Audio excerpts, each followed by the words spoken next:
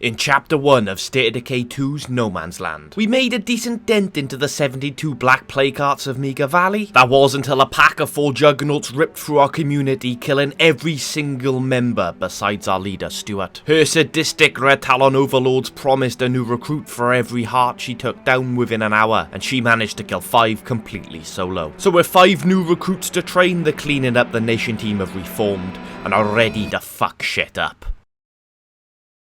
Starting with Abrams, who admires our very limited resources after Stuart's final stand. I craft 9 mollies with my workshop, then convert food to fuel using the built-in craft still, as weirdly food is something we have in abundance. I also use plenty of that food resource to craft a ton of energy drinks to keep our legs going strong. Then we head out on Abrams' first mission to meet up with a wandering spare parts trader. That way I can collect a load of toolkits from the guy, but mainly so I can sell him my homemade whiskey. I also pick up a signal antenna as I'm still yet to find one, and that'll give us an additional outpost once I've installed it to the command center. But unfortunately, before I get a chance to pick up the toolkits, we get to see exactly what makes No Man's Land such a pain in the arse: the amount of the undead trying to feast upon me. Combine that with a curveball that makes zombie curing so much more sensitive, and we're in for a pretty rough time. I try a quick trade and run technique, but that doesn't work, as Callie's only interested in defending herself against the onslaught of the undead. What a terrible capitalist. You should at all times be willing to sacrifice your firstborn for a 2.5% increase in profit spread over the quarter. Right now you can probably see how quickly shit has escalated, so I tried to hide out in a nearby shed, finding a boombox I immediately put down, as well as a firework which I put down in the house next door. The plan here was to use sound to distract them as they have increased cheering, and slip back to the trader and escape before a single zombie has figured out they've been bamboozled. And that plan would have worked out great if it hadn't have been for the screamer, which risked the entire plan. So with no stamina I tried to take it out quickly, but the firework runs out and the fight just attracts the horde straight towards me. I didn't even kill the bloody screamer. I am now jumping through the window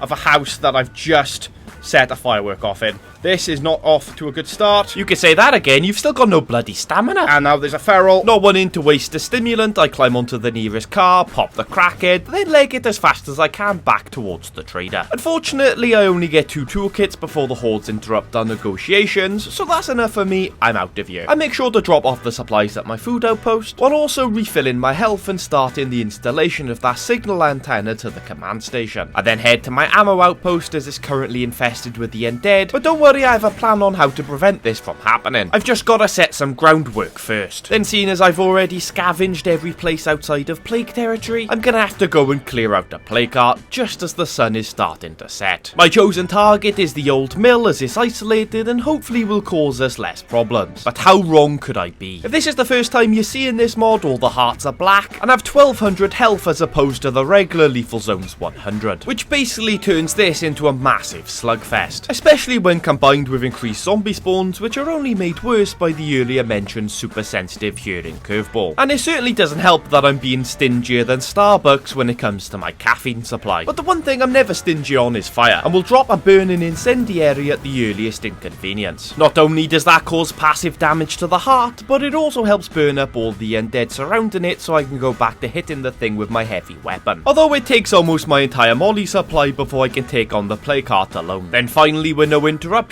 I can complete the first phase, and it reveals its other gimmick, a much larger gas cloud that will set you on fire. And just as our first crackhead of the evening decides to make an appearance. As I stand safely on this container, the heart calls all the nearby Zeds to its defense, so I hop down and attempt to lure them far, far away. But that drains my stamina quicker than expected, and I'm forced to use another energy drink. But at least by taking out the crackhead with unsuppressed gunfire, that should draw every remaining zombie out of the old mill. That works out and grants me an incredible 15 seconds alone with the heart before the hordes catch up to me, and I'm forced into dropping my final molly. I'm able to get a few more hits in before the hordes overwhelm me, and once again I try to lure them all away with unsuppressed gunfire. But during the fight I've used up all of my pain meds, so head into the nearby public toilets to collect a single bottle of painkillers. For fuck's sake. But hey, I suppose it's better than what I'd usually get from a public bathroom. There's nothing else around here that I can run to sort of lure them away. But surprisingly I do manage to confuse them in this outdoor picnic spot. pod. And this time that grants me 10 seconds alone with the heart before another crackhead decides to join the fun. But unfortunately I've used up all of my caffeine supply and my stamina is straight up non-existent. I'm out of stamina! And just like that, the thing I usually get from a public bathroom. A nasty infection. Thankfully I have the cures to sort it out, but without any other ways of healing or any way of refilling my stamina, we're fighting a losing battle and I decide to retreat. Physically injured, but not as much as my pride. Gratefully all that running about means I can upgrade my cardio skill. Then we get a curveball that should help with our lack of resources. An influx of meds. An influx of meds means zombies will drop, well, meds. The community should also supply us with a steady stream of medical supplies, as well as us having a higher chance to find stimulants. Exactly what we need, as the energy drinks we've been consuming so far only keep us up and active for as long as a Viagra you'd buy in Aldi. So once I'm healed, I make sure to head to that area immediately. Although typically it's an area I've already heavily scavenged. The first container I search, I get a pipe bomb, and in the second I get a much needed sack of building materials. Much needed, as I plan on making a few home improvements to make our base impenetrable. After dropping off the rucksack, I've got to get moving as the hordes have grown exponentially. I lead them directly towards an enclave across the road and even managed to purchase 4 energy drinks, a toolkit and 3 pipe bombs. But now my influence is lower than Dr. Disrespect's viewership, or failing that, the age of people he chooses to converse with inappropriately. While the enclave deals with the horde, I sort out a single Z that gives me a bottle of weak painkillers. But unfortunately I'm not able to get any more meds before the horde shift their focus onto me. So I set my search a bit further ahead into this rundown shack, but only find a single bandage, chemicals and another pipe bomb. But at least I can get another 2 bottles of weak painkillers from a zombie I downed. But other than that, this whole excursion was a bit of a letdown. Maybe I should have focused on killing more of the undead. Although on my way back to base I drop by a nearby enclave and trade them for their building and medical supplies once I've traded them for the chemicals I found earlier. And seeing as I'm here, I also decide to deal with a siege site that's building. Don't want a repeat of previous mistakes. We can then get back to base and load our supplies, but before I get the chance to give Abrams a rest, another juggernaut has breached my back door. And according to the map, he has 3 mates that are likely very hungry, so I'm not messing around. It's time for an immediate retreat, because if I get far enough away, the fighting will simply not be happening. I actually head to my building material outpost, as it's quieter than the food outpost I drove past to get here. And seeing as we're completely alone, I can safely swap Abrahams to Jeffrey Dow. And Dow's first job is to clean up the mess Abrams made by taking down the black heart he started earlier, although I may have made a mistake in my loadout. Oh, I didn't even bring a heavy weapon. We're gonna have to go back. I know you might be thinking that seems like a waste of fuel. Why not just take it on with the blunt weapon you had equipped? Well, the black hearts are so strong that would be a bit like trying to overthrow a tyrannical dictator by calling him mean names on Twitter. So I head back to my food outpost and equip myself a Canobo?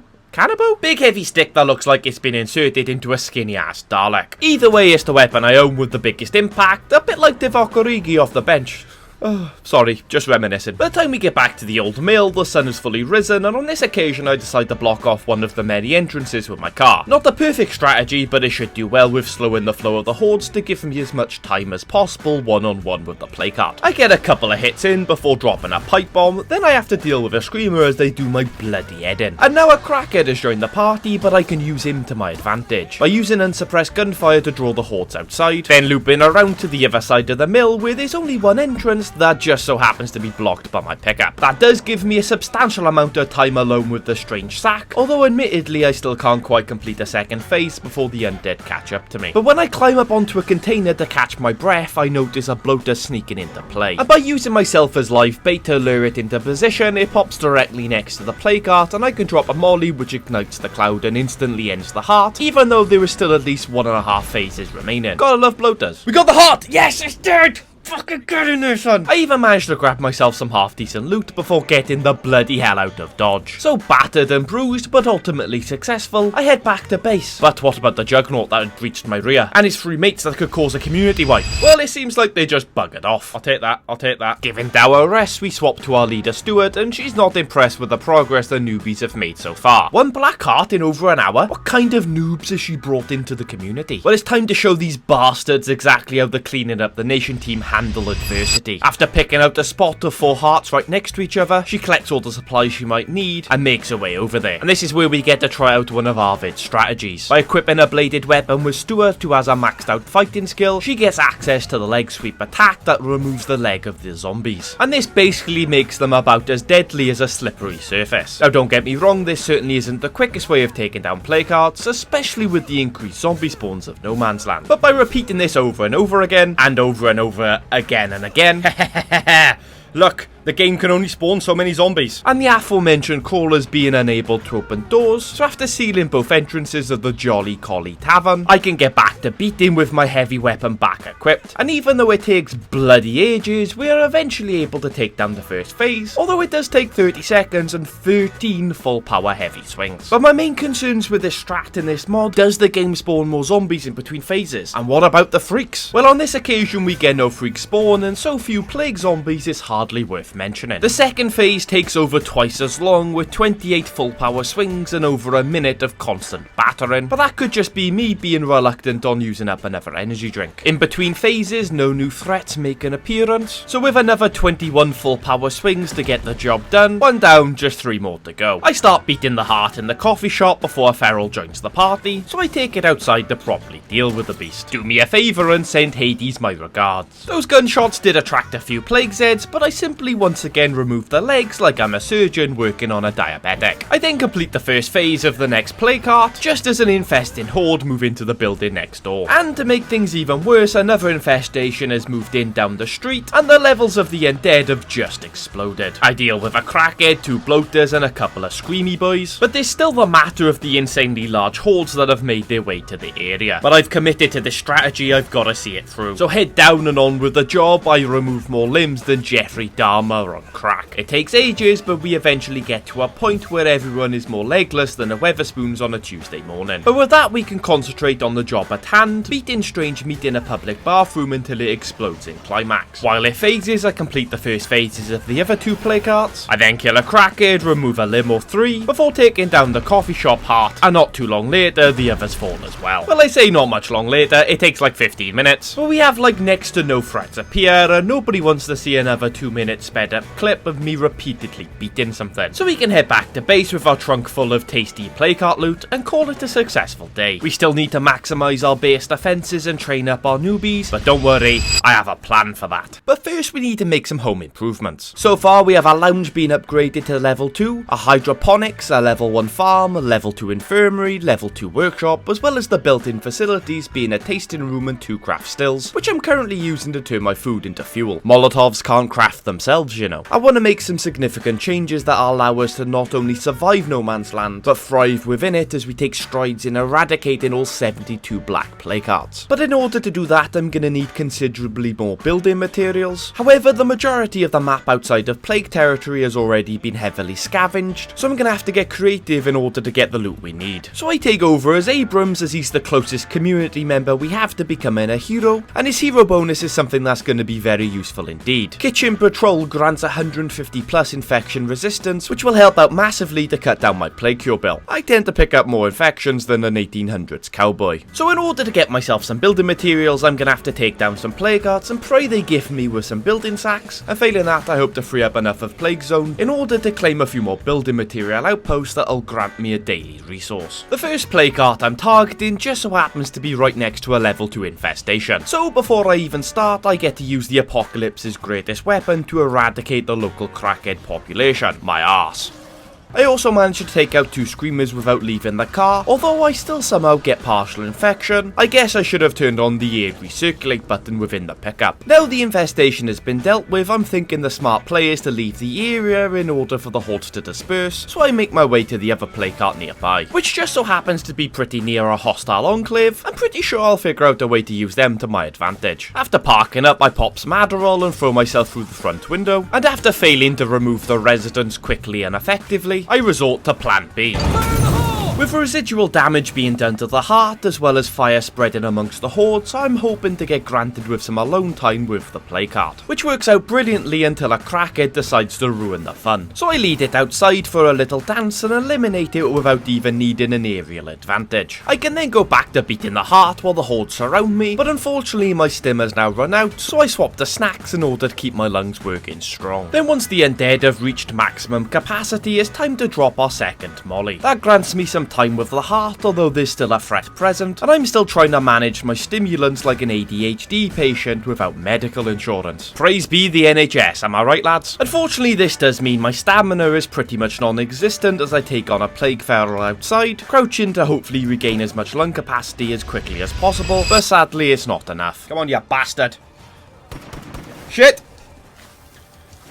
Nope. And at this point I've realised I've forgotten to pack Plague Cure. Literally the one thing I always rely on heavily. Looks like we're gonna need our A game to get out of here in one piece, and keeping Abrams alive should be our top priority. And with the hordes as large as they currently are, I think it's time to utilise the hostile enclave. I'm not gonna kill the hostiles because they are useful, currently. Although I do make sure to down one, although he is admittedly still breathing, this will send a message to his mates, as well as being rather loud, so it'll help with attracting the hordes away from the placard. Although maybe that message wasn't scary enough, as I'm now dodging headshots like I'm a presidential nominee. Luckily they have enough problems on their plate and don't bother following me far, so I can get some alone time with the placard, and I almost immediately complete the first phase, which isn't great timing as now the heart is going to call all those knobheads I've just led away. And I've also got to deal with a feral, and like the Catholic Church's view on condoms, I don't believe in suppressors. Unless we're talking about a way to suppress those negative thoughts inside my head, in which case pass me the Stella Boys. Unfortunately a bloater then sneaks up on me while the comment section is calling me a cheat for looking after my lung capacity. Right, B, oh god, oh god, oh god. So I try leading the hordes back towards the hostiles, which grants me a few more swings onto the plague cart before another crackhead makes his presence known. But now I've had a blood enough, so after popping my final stimulant, I gunslinger the bitch out of existence. And while that is extremely loud, with my stamina being refilled thanks to my recreational drug problem, I am able to get several more hits onto the heart while the hordes head towards me. Then once the capacity is set to burst, I drop a molly and spam dodge my way through the flames, and typically I've got nowhere to run to as a bloater or three have popped themselves right next to my pickup, and just as my stim completely runs out. Fucking typical. I attempt to make my way back inside, but with stamina no longer regenerating at the rate it was, I only manage one hit on the heart before retreating as I drop my final fuel bomb. Now with only bullets left in my pockets, it's time to use my vehicle to my advantage, using the horn to drag the hordes back towards the hostiles. And what makes things even better is I can't be shot inside a vehicle, so with the exception of managing my petrol, this is a pretty resource light strategy. And who doesn't love watching a horde of the undead rip through your enemies with impunity? Is that how many juggernauts is that surrounding them? Oh my god. Oh wait, what? How am I currently infected? What the I'm gonna have to watch the replay for that one. I have no idea what happened there, but that's fine. We'll head back, heal up, and go again. Well, let's take a look back at the game tape. As you can see, we quite clearly hit nothing while also getting infected. So unfortunately, I can only draw one conclusion. Big Apocalypse has put out a hit on me. Instead of going back to base, I head to an outpost, craft some bulk plague cure, and use one bottle of it immediately. I then decide to renew the incendiary landmines at my food outpost, seen as is in a good central location. And once my health has been sorted out with my last first aid kit, I decide on another strategy to max out Abraham's community standard. Time to take down the infestations that have been building up. Although this could be much more deadly than assaulting the plague arts, 3 screamers, a juggernaut, 2 ferals, but at least the bloater's emo as fuck. I've also decided to do this without my usual loadout, so I've got no way to refill my stamina, and that means when I spot a feral, I've got to run to the high ground to prevent my intestines from being on the outside. Although a juggernaut threatens that safety, so I've got to make a move. Gratefully, the incendiary landmines are just in running distance, providing my cardio lacking ass can outrun the couple of crackheads, of course. With my lung capacity lower than my future career opportunities, I drop a pipe bomb and spray my load over the crackheads to hopefully slow them down, which works out great as I get to the safety of my landmines, which saves my ass, and not for the first time. And seeing as those ferals were from infestations, they drop some ammo for me, and collecting those rams certainly goes well. But hey, who isn't willing to singe an eyebrow for 12 rounds of assault rifle ammo? So once I've regained my breath, it's time for another attempt at getting rid of that infestation. And you'll be glad to know, I didn't learn my lesson and proceeded to take it on with literally no stamina items. And somehow with no stamina, I actually managed to eliminate the 3 screamers without being turned into plague grub. Abraham's is now about halfway to hero status, so we continue our infestation culling, although admittedly this time I'm slightly more prepared. Seeing as I only had 5 food resources remaining, I enact rationing and put 2 of those resources into crafting energy drinks. Not that they're needed right now, as once again the Apocalypse's greatest weapon comes in clutch. The last time a rear end was used this effectively, a princess died in a French tunnel. On to the next infestation, which I instantly regret thanks to 2 ferals. And to make things worse, why you not throw yourself out the window, you daft bastard? I get trapped in a screamer's spew and the first feral takes a swing as my infection bar ticks up. I don't know how, but I get out of the assault and throw myself out of the window, but 2 ferals have become 3 and the relentless attack on me doesn't give me a chance to down an energy drink. Yeah, we're in trouble here, we're in trouble here. Then disaster as I attempt to jump over the wall. Oh my god, no! I get over the wall with 1 HP remaining, less than 4 minutes until blood plague fully infects my body. Get some fucking pills in you butt, get some fucking painkillers in you. I should have taken refuge on the first abandoned car, but tunnel vision sends me towards my own vehicle. No, not today, sir. Not today. No! No! Abrams! With their job done, the ferals leave as Abrams joins the army of the undead. Just another soldier I'll have to slay in order to conquer Mika Valley. I probably don't need to explain why that was such a bad death. No 150 plus infection resistance. You also had a gut pack in 5th skill, which not only reduced our food consumption by 30%, but it also gave us knowledge of cooking and nutrition. And now we only have 3 food remaining total, because we used 2 to craft 5 energy drinks, which are now in the back pockets of a member of the Plague Zed army. I'm really struggling to think of a more monumental fuck up that I've caused in this game. He also had 3 cures on him, and I've only got 8 meds left total, but technically only 4 when I use half of them to craft 2 more plague cures. And after grabbing a toolkit from the supply locker, we fix up the Miagra and head off as Stuart to help out the snack scavengers. They're being attacked by raiders, and seeing as I was voted 2013's quickest finger by a Butlins over 40s ladies night, I quickly dispatched the baddies. Although I'm pretty certain they didn't need help with the final hostile, but hey, there's no such thing as overkill. I then wait out the onslaught of the undead in the upstairs bathroom while the peeps I saved dispatch them with ease. Don't get me wrong, a single moddy would have been enough to sort this entire problem out instantly, but I really couldn't spare the fuel to craft them. But once the undead are, well,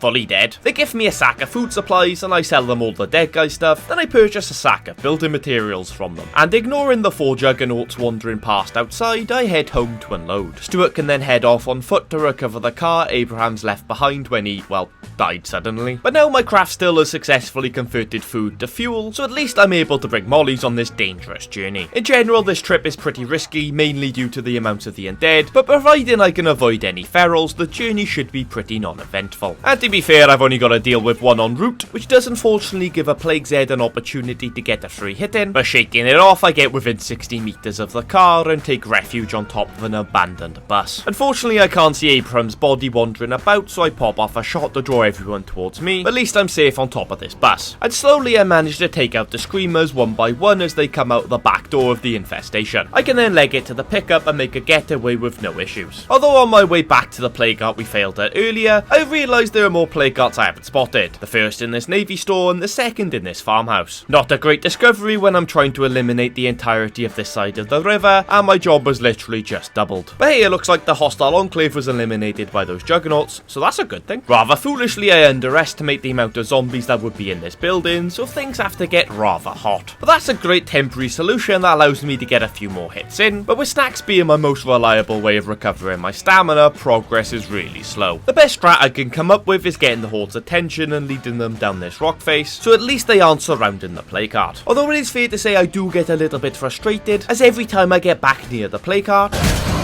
fucking feral again! If I see another fucking crackhead, I swear to God, I'm certainly not going to do anything inappropriate. Just a disclaimer. The feral disappears due to mysterious circumstances, and it only takes another 5 minutes of bashing the hearts and dodging hordes before I eventually complete the second phase. And you might be thinking, why haven't you used the earlier strat of dismembering legs of the zombies so they can't get through the doors? Well, that takes up a lot of stamina, and with no stamina items, I thought they would be too risky. And also, I forgot to bring a sword with me. There is that. After one more attempt of beating the sack of meat, I think fuck this and go for a drive to lure the fuckers away. But that doesn't exactly go to plan, as the car pretty quickly bursts into flames, but I know there's a repair kit in the back, so it's not the end of the world. However, that feral is certainly not helping. I put it down as my car behind me detonates, and now I've got 2 options: sneak back to the car to repair it stealthily, or go balls to the wall and take down the plague art with nothing more than my heavy weapon and 2 plague cures. You can probably figure out which option I went with, but that was probably a pretty daft decision, especially seeing as all the hordes are now coming back towards me as I'm attacking the plague art, and Stuart has suddenly become a bit sleepy. So I decide to go on a lovely unsuppressed walk to once again lure the fuckers far, far away from the plague cart. But that turned out to be a monumentally terrible idea. I'd better get ready to dodge that feral. Oh, Jesus Christ! That's 4 plague ferals ready to turn me into a hashtag, and my options are non-existent. I head back through the barn to assess the structure, but sadly it's not one with a ladder leading to the attic. Luckily, Stuart is a very cardiovascular lady, but all this dodging is having a negative effect on her ability to breathe. With no pills to pop or powders to inhale, the only option is to get to high ground, my destroyed car being the only potential respite. Just get to the car. If you get tackled, you're dead.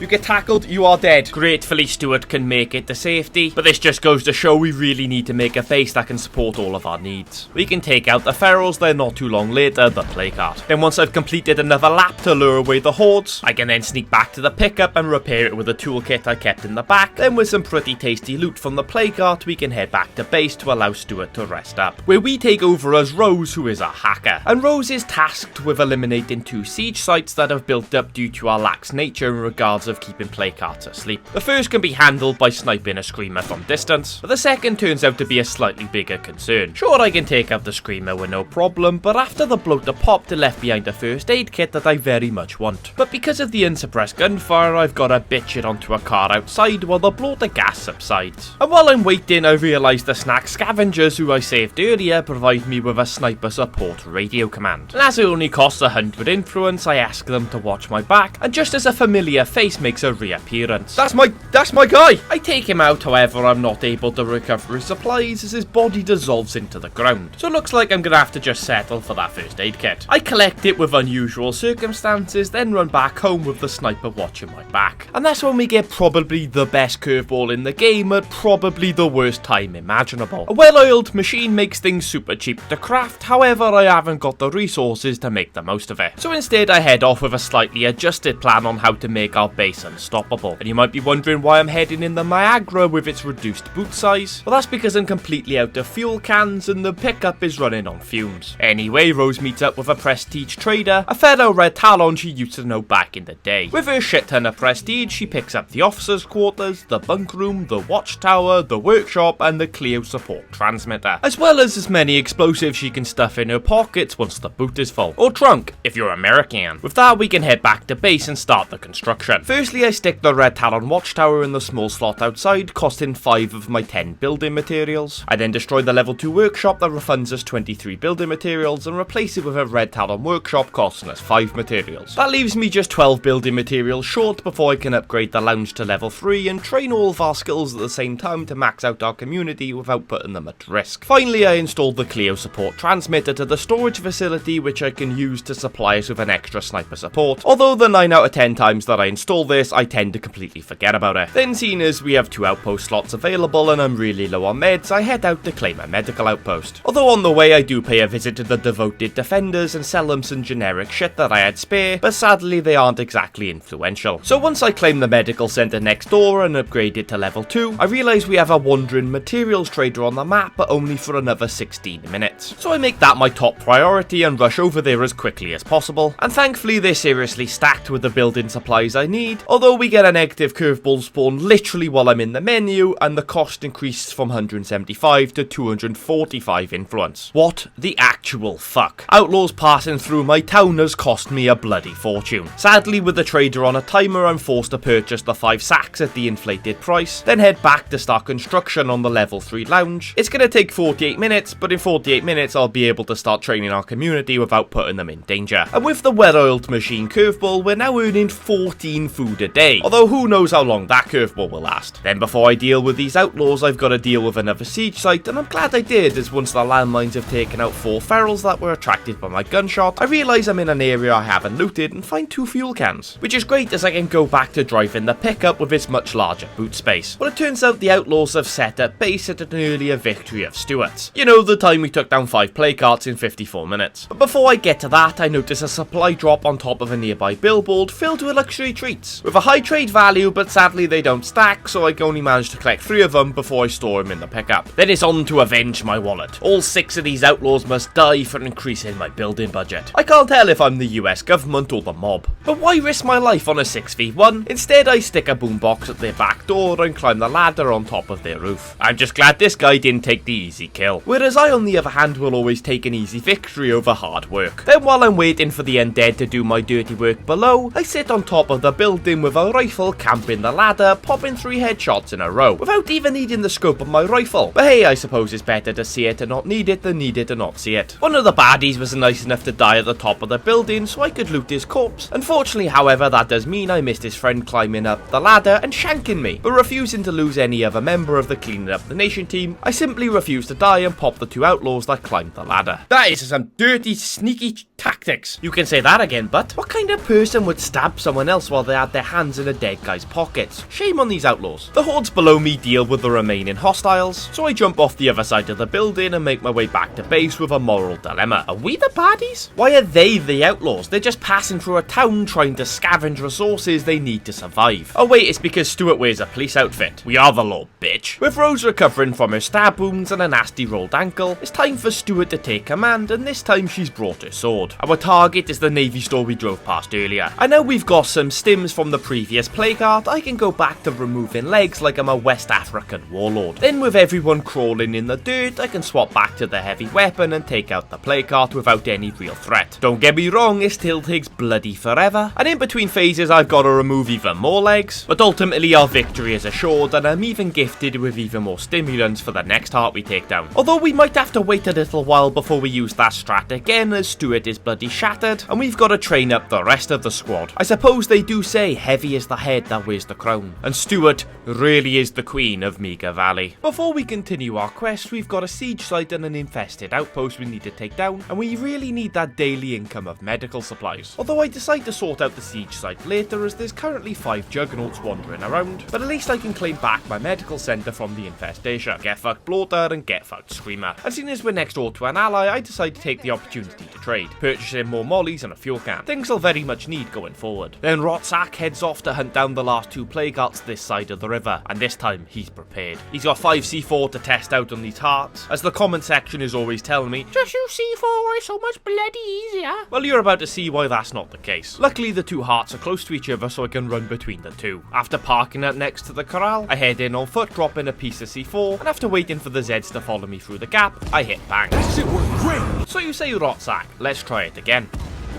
Still no sign of a phase, so let's try it again and again.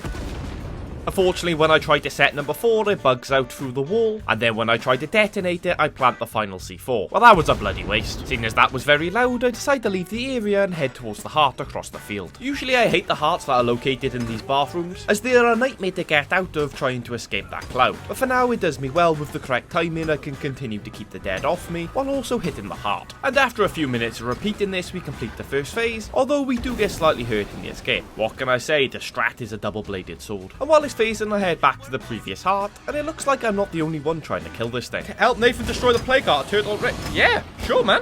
No problem. After hearing the cries of a crackhead, I dip and drop a molly that might have slightly singed Nathan in the process. And after a bit of back and forth with the blood feral, during which I get slung around by my neck, I get the win. Then it's back to beating the heart while Nathan pops shots outside, hopefully distracting the hordes while the real hero does the heavy lifting. I complete the first phase, although my brick hammer is now yellow, and nobody enjoys a yellow hat. Wait, hang on, no, that joke doesn't work if it's not a drive shaft. Shit. Back to the bathroom across the way, and even Nathan is a fantastic distraction, or the heart that's phasing is calling all the nearby hordes to it, leaving me completely alone, for the most part at least. But disaster strikes before I can complete the heart's second phase. Looks like I've been slapping it about too much. My weapon is now red raw. Everyone is constantly telling me in livestream chat, they use the brick hammer, the brick hammer is amazing. Fuck, that thing is made out of paper mache for fuck's sake. So with no reliable way of taking out the hearts, it's time to escape. I'm sure Nathan's got this on his own though. Seeing as she's in the area, I decide to pay a visit to the Trumbull Trader to see if she has any good mods to help with my food production. However, 4 plague ferals have also followed me, and trying to take them down with my arse doesn't go as well as it usually does. I guess the pricks don't enjoy fine dining. I get ripped out by a plague Zed, thankfully before the car bursts into flames, but now I've got to avoid a juggernaut as well. But at least there's now only 1 more plague feral to worry about. Taking refuge on a bus doesn't work as intended, so I head in to save Alexa's cart the old-fashioned way. Oh god, no, I haven't got a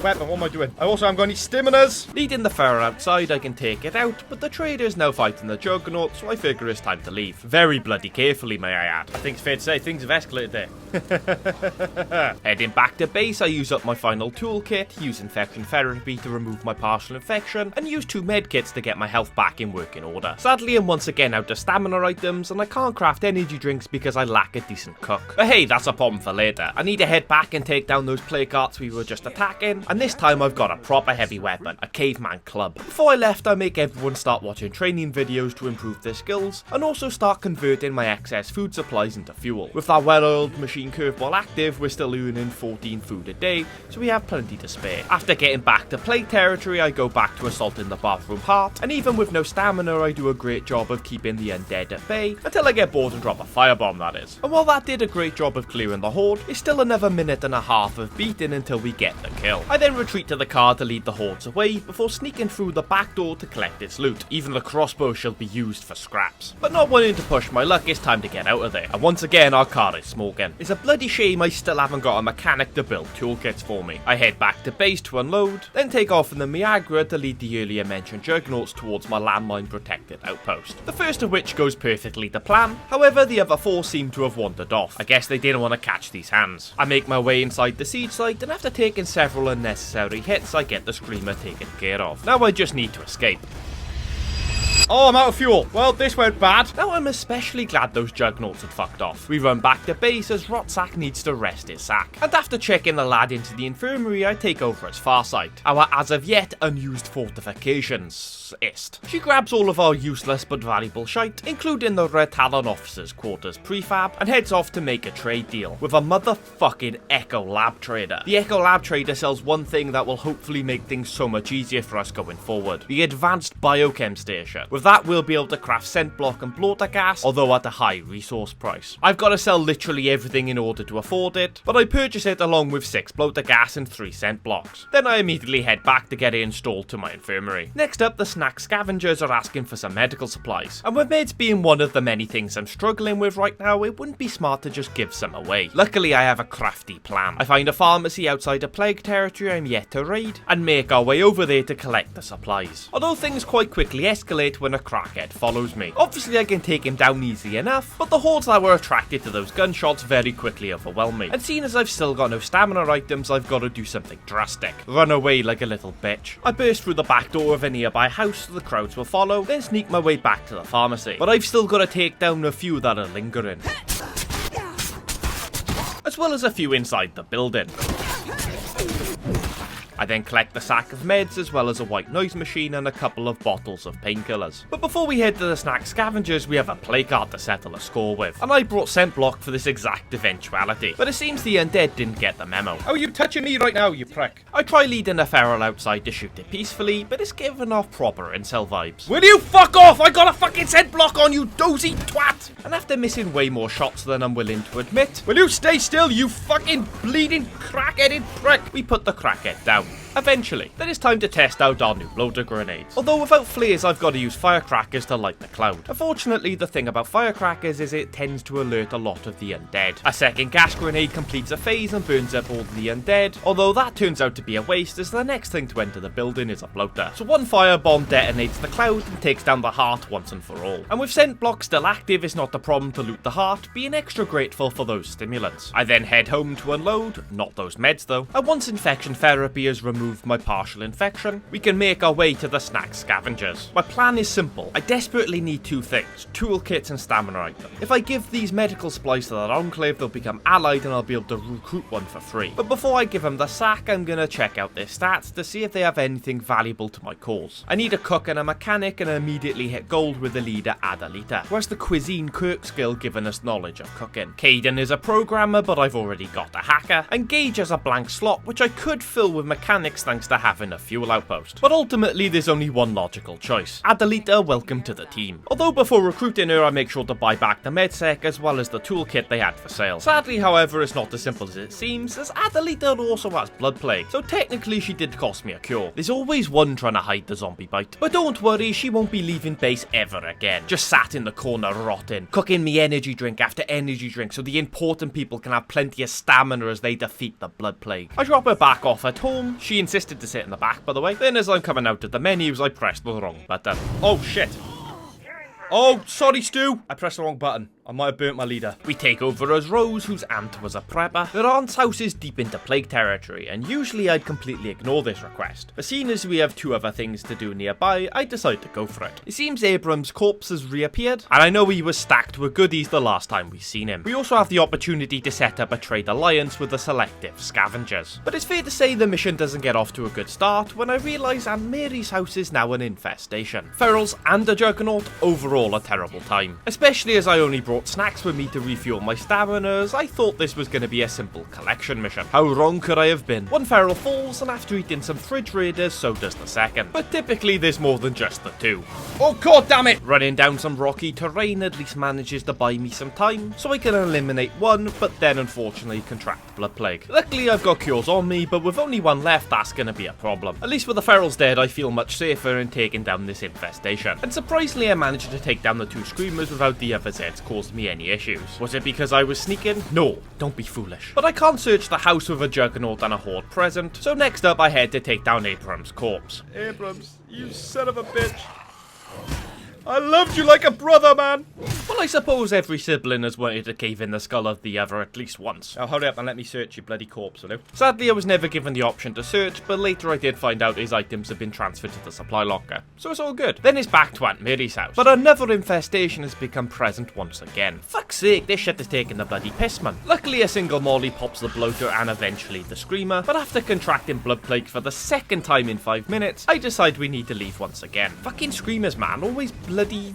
well, screaming. I speak to Heather, who's the leader of the selective scavengers, but all she wants to trade is food. And I've got plenty of food, so reject their proposal. I wonder how they've got such a large surplus of food supplies. With that, I can once again head back to Aunt Mary's place, but sadly all I get is a crossbow and a bloody note. Think I'd have rathered the note, to be honest. Then as Rose has done such a good job, it's time to give her a rest, so we head back to base. Obviously, you've got to ignore the double plague infection, not collecting Abram's things, and failing to set up a trade alliance, and only coming back with a pissing crossbow. But other than that, championship performance. But maybe Rotsack will have better luck. The devoted defenders need building materials, and as I now only need a mechanic, things could once again work out for everyone. I put a waypoint on in the north as I'm looking for another medical outpost, and this one just so happens to be next to another enclave who will hopefully be selling some building mats. I rock up and claim the outpost, then start to load up with the shit I don't need. Gratefully, the enclave next door is selling building materials, and after a couple of trips back and forth, I can controversially drain all their influence with my redundant shite. So when it comes back to headed down south, I've got an extra 1,000 influence as well as those building materials. I give Michaela of the devoted defenders my sack. Not like that, you dirty-minded bastards. And once they've been drained of all of their influence, I recruit Michaela to the team thanks to her blank slot. And I can then teach her mechanics via the fueling station outpost. The cleaning up the nation team are now 7 strong. Although Adelita and Michaela will be staying at base permanently as their skills are simply too valuable to risk. Well, technically everybody's skills are too valuable to risk, but at least everyone else is a formidable fighter. A survivor near some farmlands needs my help. Unfortunately though, there's no survivors when I arrived. But I did get a bush axe and a shotgun off a corpse, so not all bad. But as I'm leaving, I noticed the neighbouring folks are now demanding food. Demanding, you say? This is simply unacceptable. So I make my way immediately over there to see how demanding these bastards are. But it turns out, not so demanding. Actually quite polite. But even so, I brought this bloater grenade all this way, you're just gonna have to take it. I then stand there waiting patiently as the gas infiltrates their lungs. Shortly, they won't be able to breathe. They will learn their lesson about demanding food from the cleaning up the nation team. Oh wait, they survived.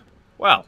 Alright then, still not giving you food though. So with the rules of the Geneva Convention slightly bent, we head back and take over as our leader, Stuart. It's time to show these recruits how it's done. We cross the North Bridge over the river, and climb a tall ladder to have a little look. 3 play carts in the area, 2 of which being right next to each other. Perfect. Sliding into action, Stuart goes back to removing legs like a drunk driver. A quick 30 seconds later and all the undead are now completely immobilized. That means I'm perfectly safe to take down the play cart with my heavy weapon. Well, technically a bloater comes in before I complete a single phase, and using its cloud I drop a molly that instantly takes the big bitch down. Okay, technically not instantly, but it goes down nonetheless. Now onto the play cart across the courtyard. Although first I've got to remove even more legs as a horde was wandering into the area. But with them once again immobilized, I can get down and dirty with a gigantic black sack. And I don't even get juices all over my pretty little face. Inevitably, crackheads come to die, and occasionally I've got to remove even more legs, but ultimately the end goal is the same. Play cart down. At the moment, Stuart is the only one capable of pulling this off, but pretty soon another 4 members will have the ability. Then once I've stripped the area of its natural resources, feels like I'm Victorian Britain, we start to make our way back home, where we have a visitor. This is Coin, and she's claiming to be the first person ever to have weaponized bloater gas. Yeah. Of course you were, love. But she promises to give us the last of her supply if we can take down 3 bloaters. And as it's easy work for a good reward, we get to it. 1, 2, 3. She then thanks me and we get an extra 4 grenades. Before Plague Feral comes out of nowhere, and well, let's just say I don't do anything about it. Well, that's unfortunate. But thanks for the bloater gas. I didn't realise it at the time, but karma was about to strike back with a vengeance. As I take over as Rose, a wandering horde approaches. So far, the pause menu is the only thing holding me back from almost certain disaster. Because unfortunately, when not in use, I keep my characters with no resources, including an ammo-less gun. So I charge outside and spark out a screamer before I can call anything too serious. But then we get our first negative curveball, strange mutations. But we can look at that once the horde has been dealt with. I managed to grab the last of my molly supply, some energy drinks and a stack of pistol ammo out of the supply locker. But by the time I get back to the fight, the team has mostly cleaned it up, with the exception of a bloater, which Michaela weirdly takes a bullet for. Good to know she could potentially side with the undead. She's lucky her 5th skill is too useful to my cause. The strange mutation we get is one of the worst. Headless mutation, deal more damage while also being more resistant to melee attacks. Not fun. And even though we still have soft skins active, it's kind of been negated with the strange mutation overlap. I've also got an infested outpost, but before I can sort that out, I enact rationing as we are now rather low on food. I can then drive my way to the warehouse, and a quick headshot eliminates the threat. The neighbouring folks are demanding food. Again! Those sons of bitches! So it's time to come up with the craftiest of plans, especially as Heather of the Selective Scavengers once again wants to sell me her food. Honest to God, where's this woman getting her abundance of food from? But in order to get food from her, I'm gonna have to source some other resource to trade with, and I decide to stop in possibly the worst place imaginable, right next to a level 2 infestation. 2 ferals and a juggernaut is never a good combination by any stretch of the imagination. Okay, this is bad. Bad news immediately. Bad news immediately! Luckily I don't get stuck and can pop one of my 3 plague cures to sort us out. And after leading the ferals to a place not easily accessible by the big boy, I shoot the first in the face, and not too long later the second suffers the same fate. I then pop one of the 2 screamers and narrowly avoid the juggernaut's charge, just as another massive horde happens to be wandering past. Well, fuck. I head inside the infestation and drop a molly on a sleeping bloater to hopefully burn up the pursuers, but I'd say the flames eliminated less than 20% of the horde, so it's time to leg it. I enter the tavern across the road as we get our next negative curveball, out for blood. Sadly I don't get to search for anything before the hordes catch up to me, and I'm forced to dip out the back door. Running across the street to draw away the hordes, I shoot the final screamer, eliminating the infestation, but I do get bit in the process. What a piss take. Using a car as a step, I climb onto the roof and throw myself off the other side, and immediately jump into the car to escape this hellhole. There's nothing here worth being munched on, but there is a fuel tanker just down the road, and I manage to grab a sack before a feral can remove my nutsack, although I do lose a door in the process. My favourite door as well. Okay, well that was the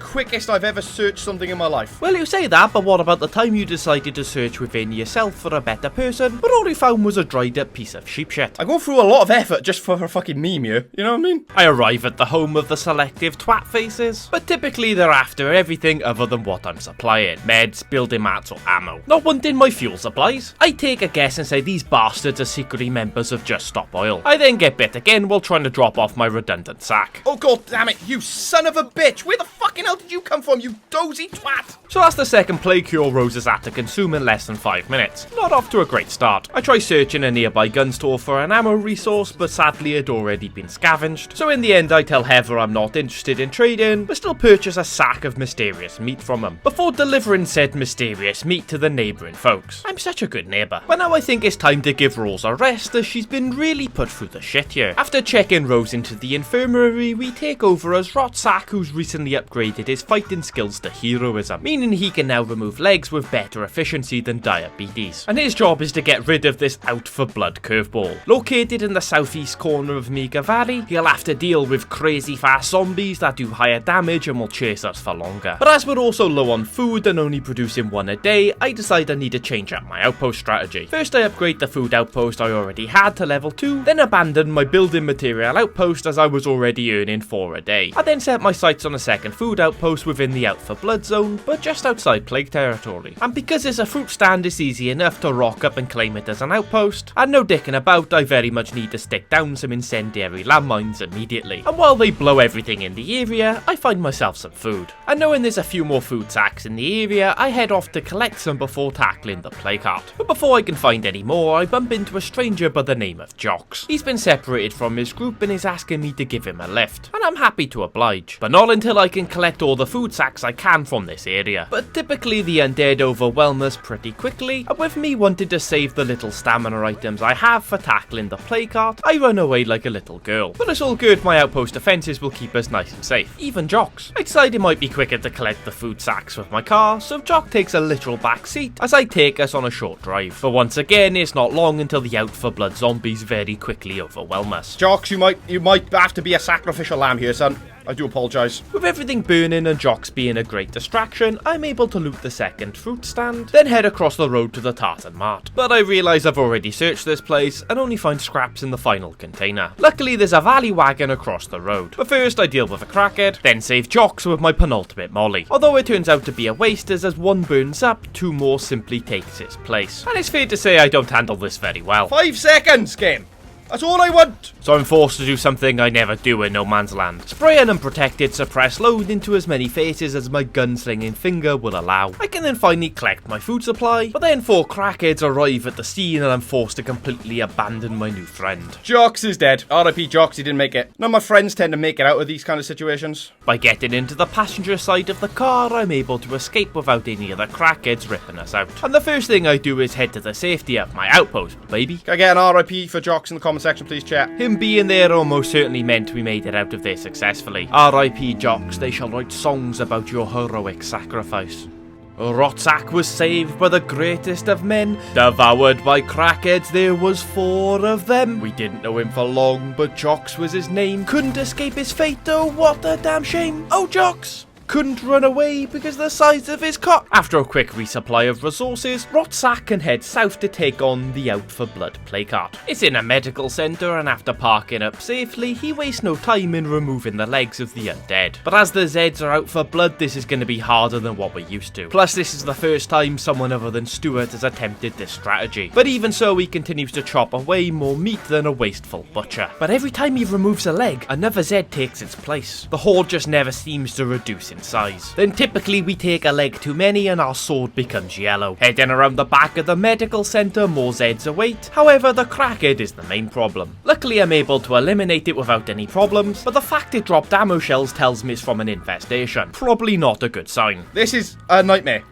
in all honesty. And what makes things even worse, because they're out for blood, they tend to get a hit on me before I can remove a limb. So my plague bar is slowly but surely ticking up. But after slicing and dicing for a ridiculous amount of time, with only 1 energy drink left, I'm forced to fight the heart prematurely. Surprisingly, I only have to deal with 1 Zed wandering in, and otherwise we deal with the first phase completely uninterrupted, although it does take 14 full power swings. I then struggle to leave the premises. Throw yourself out the window, man! What the fuck is your problem? Although after watching the footage back, it didn't look like I struggled. Maybe the stress is just starting to get to me. Being very careful to manage my stamina, I do manage to remove even more legs of the undead. That is until...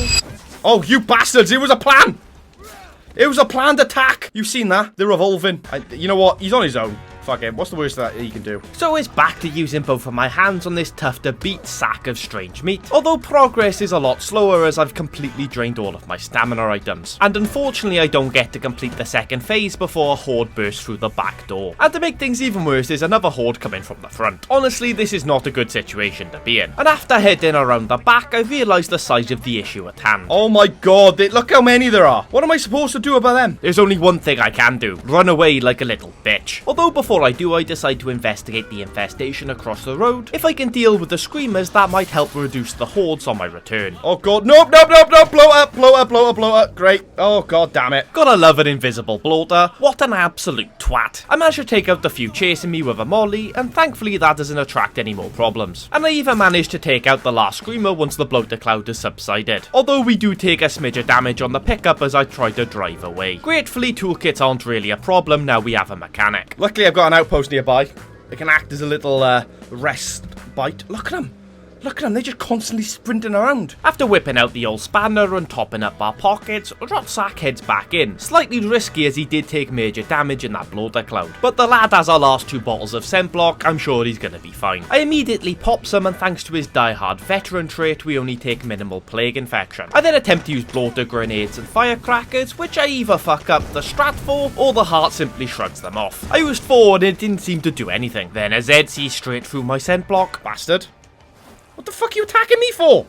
We're supposed to be on the same team. Look, I'm a scent block. I then realise I can't escape through the front due to a pop bloater, so I head back into the room with the heart, this time dropping a firecracker slightly further away. But it seems that was too far away to detonate the bloater cloud. And by the time I'm able to drop another, the cloud is already dispersed, leaving the entire experience a complete waste of time and resources.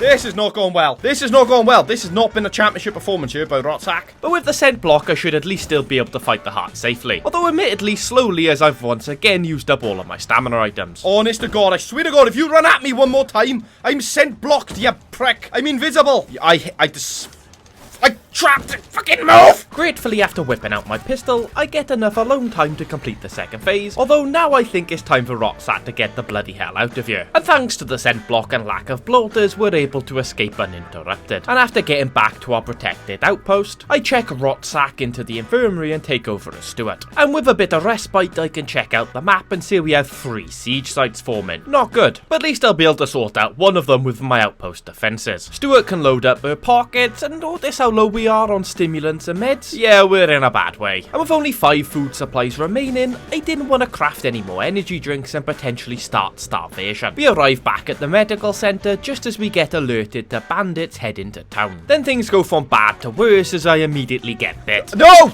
What the fuck? Not a great start for Stuart, who is trying to show Rotsack exactly how a professional handles this amount of the undead. Luckily overall she's much more successful, even if things get frustrated. No! Do the buttons I'm pressing! And if I get a single comment saying, skill issue, I will not be held responsible for my actions. But with her success, Stuart can get another 7 heavy hits onto the heart before another horde can force its way into the building. And having used the last of my stamina items once again, I hide out and await for Stuart to catch a breath, until we get reminded about why No Man's Land is so deadly. Oh, great.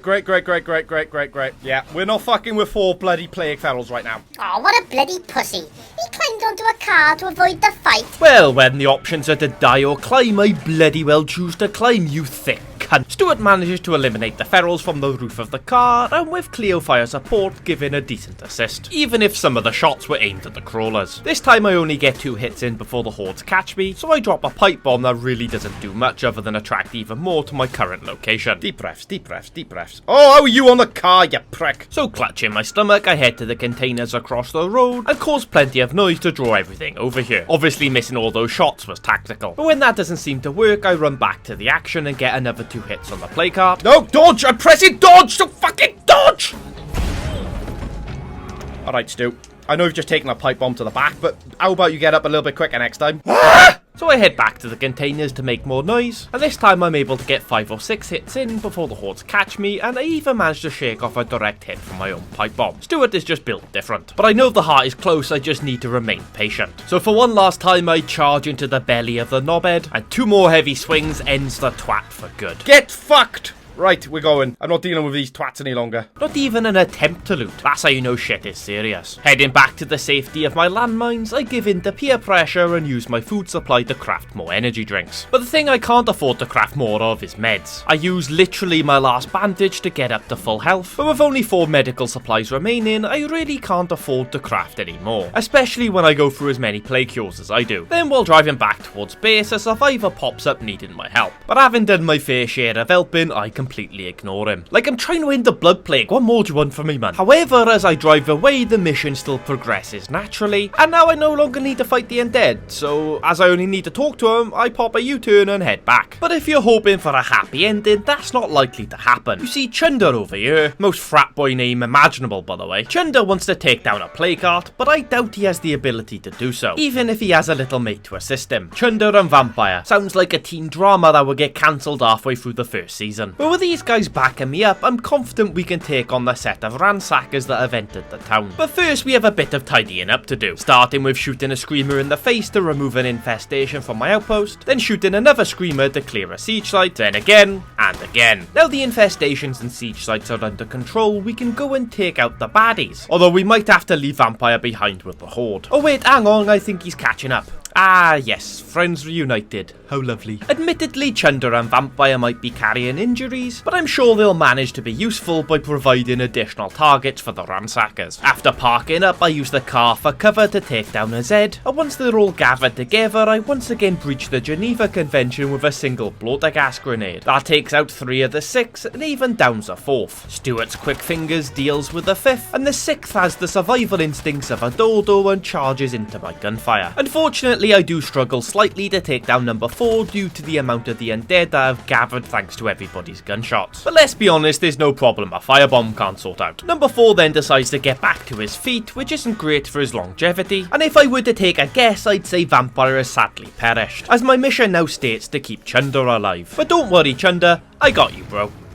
With that, I'm able to loot the corpses of the fallen, which is usually a good way of getting some pretty decent gear. By the time I finished, I get myself a couple of extra guns, some flash grenades, but most importantly 6 smoke bombs. We can then head back home with Chunder still alive and kicking, but I've attracted the attention of a crackhead. So I attempt to use my outpost defences to try and take it out, but a glitch causes us to burst into flames and the vehicle detonates. But at least it's not a massive deal, as I can create more toolkits thanks to our new mechanic. Although there's more bad news on the horizon.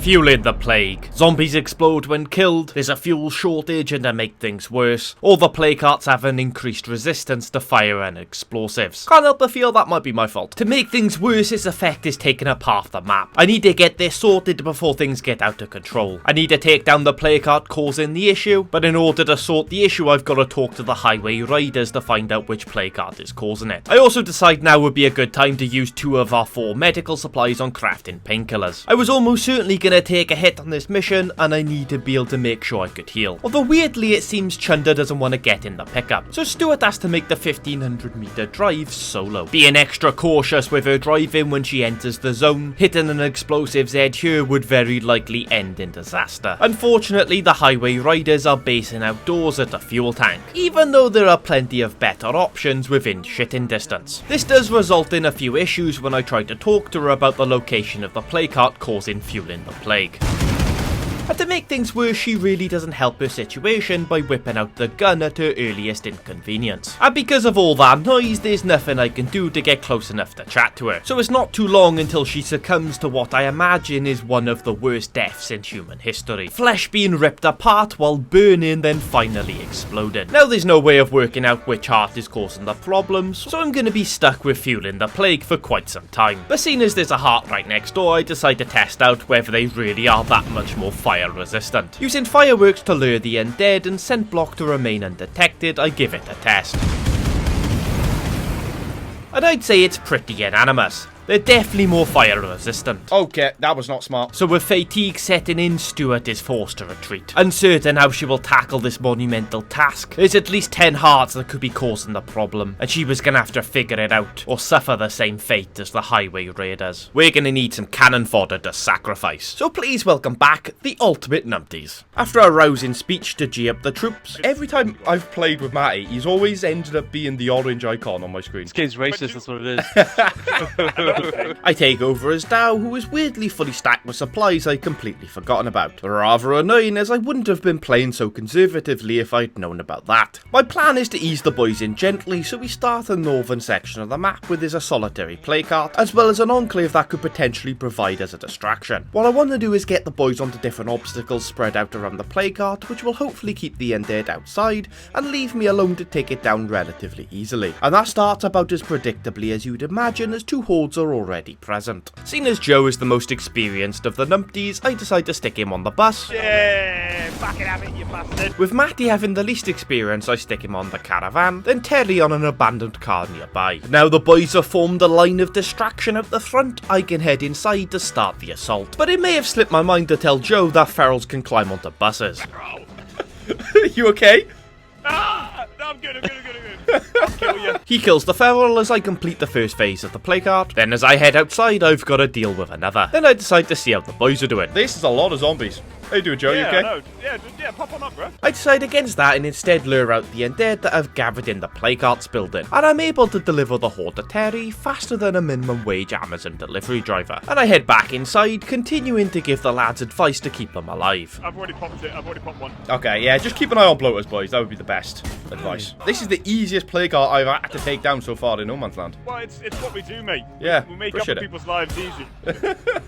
Unfortunately, before I can complete the second phase, I get caught napping. Oh, shit. Oh, no, I got bit. Then as more keep getting in the way, I lead them outside to shift their attention onto the numpties, which goes about as well as you'd expect. Oh, God. Oh, no. Yep, I'm infected. Luckily, I have plenty of cures, but don't get to extract my revenge as the crackhead shifts its attention onto my walking and talking cannon fodder. So back inside I go, and 2 more full power heavy swings completes the second phase. Another crackhead learns the ways of my gunslinging badassery, and this time I pay a visit to Matty on his caravan, who's living life completely safely. I purchase some energy drinks from the enclave opposite, then have to lure another horde away from the heart. And this time it's Joe who receives my deadly package, and not for the first time. Wow, that is a lot of zombies. And with them now trying to nibble away at his ankles, I'm pretty safe to head inside and take the victory after another minute of heavy swinging. I get a much needed first aid kit, which I pop immediately, as well as stims, gun and a heavy weapon. Are you just gonna leave us here, or? No, I'm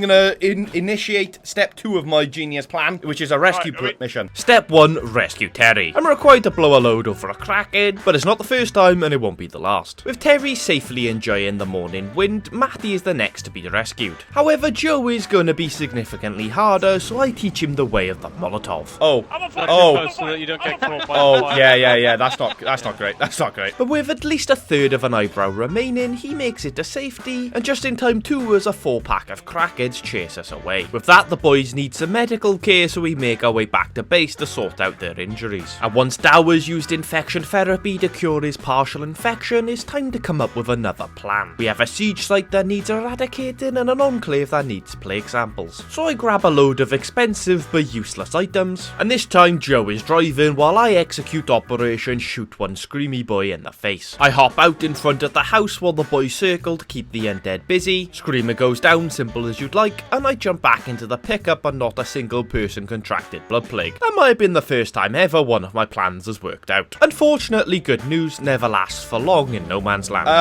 I'll deal with it. Oh, no, not again. Why have you done that? Oh, not again. Get out. Luckily, I'm able to deal with the crackhead, but unsuppressed gunfire means we're gonna have to band together to fight off anything else that comes for us. No guns. We're gonna silently take on anything that isn't a crackhead. Got it? Gotcha. And surprisingly, everything worked out as I planned once again. Ignoring the massive fireball, of course. I can repair the pickup with the toolkit from the back, then give Violet of the remainders some plague samples before abusing our newfound friendship to pick up more toolkits and food while selling them expensive shit I can't even use. With that done, Dow is getting slightly sleepy, so we head back to give him a rest and I take over as Rotsack. But we're gonna have to repeat the earlier plan as another siege site has formed, as well as my medical outpost becoming infested.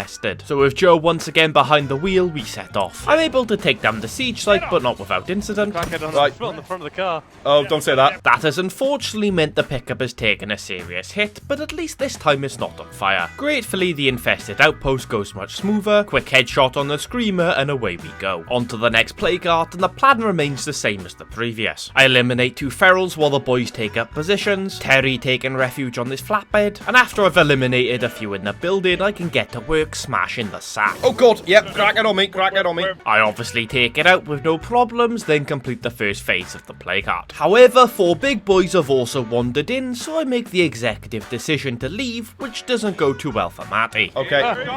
Oh, shit. I wasn't aiming. It's Oh, fine. no, Go, you go, go, you go, would. go. But with both Matty and Joe in the pickup, I decide to be Billy Big Bollocks and take out the Juggernaut with my arse. Jay? Yeah. I don't think that's a good idea. No, I don't think it was a good idea either. Bail. Acting as a distraction to save the boys, I managed to get the attention of both a feral and a juggernaut. And after a loop around the power station to lose them, I'm completely alone to once again fix up the pickup. I can then use the Apocalypse's greatest weapon to eliminate one of the juggernauts, but seeing as there's still another 3, I decide to switch up the strategies. But not too much as I head back inside the warehouse, close all 3 doors and take out the second phase of the play card. I then decide to pay a visit to Joe and Matty to see how they're doing and get a motivational speech to keep me going. As you can tell, boys, we're obviously doing well because we're here together as a team. I mean, Terry's over there, but he's here in spirit right now. When's this get motivational? Yeah, no, come on, pick up a bit, yeah? Where's the, like, we'll fight them on the slow. beaches? So Joe takes over the motivational responsibilities. Listen up, boys. There it is. It's been a hard day today. Us trying to take out these plague hearts, and by us I mean Jay, doing practically all the work while we stand around and do nothing. But there's one thing in general, that we bound together like brothers. What do we fight for, Terry? What? We Goth fight biddies. for Goth biddies, exactly. So reinvigorated, I head in with dreams of goth biddies, and with the boys distracting the hordes, it's quite simple to take down the heart, and I even get plenty of time to loot it too. I can then pick up Matty and Joe, however I have to make the heartbreaking decision to leave Terry behind. That is simply too many zombies for us to handle. Tez, we'll see you on the other side, okay? Oh, shit, he's back. Hey, Tez, how's it going? Yeah, we weren't leaving you for dead. I can then display the ultimate show of manhood with a world-class power slide park display.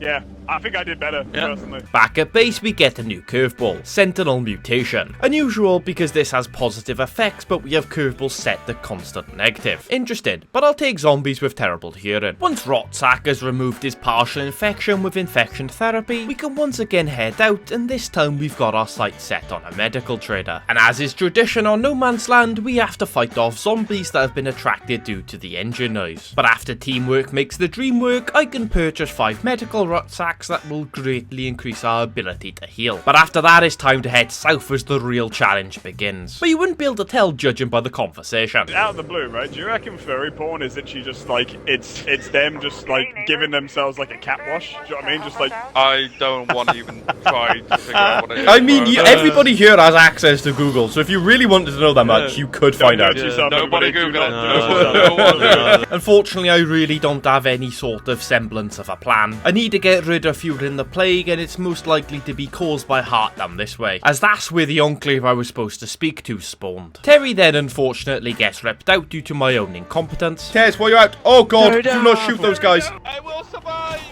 Woohoo! Thankfully, Terry survives his encounter with the Blood Feral and climbs onto the petrol station while the rest of the team moves into position. Joe and Matty rush off to enact a rescue plan, but sensing my opportunity, I move on to the play card. Unfortunately, it doesn't take too long for the undead to figure out my plan, and as one of them is an explosive Z, I can't fight it here as it's too tight, and I've completely run out of stamina. A simple headshot outside means I don't burst into flames. Then I head back to the heart, and this time manage to complete its first phase. With that, I plan on shifting my attention onto another heart nearby, but there are several hordes between me and it. Luckily, I have the boys who are great distractions. Shit. Right, I'll deal with the crackhead. Oh, I missed. Ah! No! Who did that? That was me. Sorry, guys. Wow. For once, snap aim didn't screw me, it just screwed Joe instead. I turn my attention to the second play card, and after I take out a feral that interrupts me, I'm able to complete its first phase. I head back to the first heart, but that's where the hordes have been while I was fighting heart number 2. And to make things worse, fatigue has started to kick in for Rotsack. But with caffeine coursing through my veins, I continue my play card assault. For I must defeat the fuel in the plague for the safety of my community. Well, that is until the hordes catch up to me, as I'm the only one to still be on the ground, so I decide it would be for the best to get in the car and drive away, completely abandoning the boys behind me. Oh, hey. hey guys. Hey. Hello. Hello. So I didn't. Why have you got your dick out?